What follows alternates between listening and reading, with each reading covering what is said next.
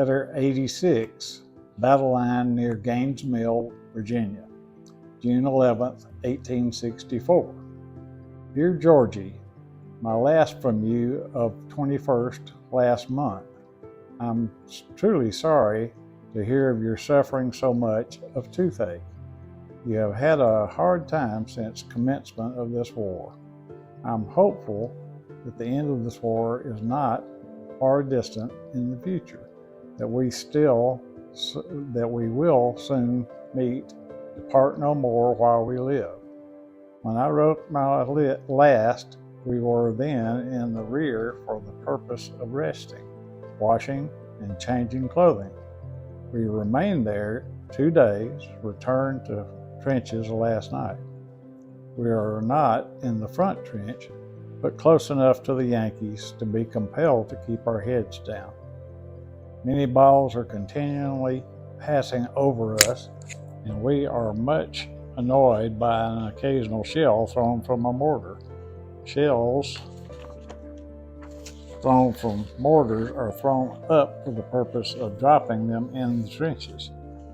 General Grant, during the last few days, has not hurled his men against our works. I don't believe he will attempt much more until he is reinforced. Grant could have brought his army to its present position without loss of a man. After more than a month's bloody campaign, with a loss on his part of killed, wounded, and demoralized 75,000 men, he has reduced land, something unintelligible, above is evidence of our victories. Lieutenant Worthingham is unwell today. I have not seen him and consequently do not know his condition.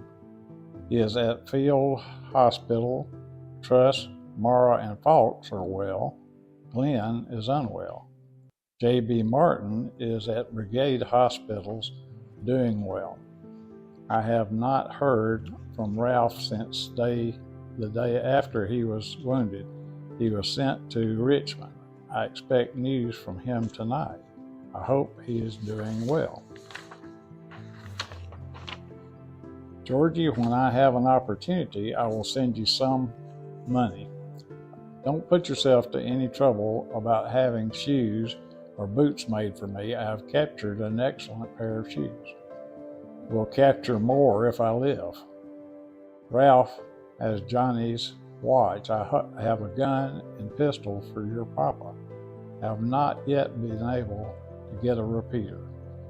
Find out through your papa what we owe Dr. Smith. I will try to make some arrangements to pay him. I have not forgotten my promise.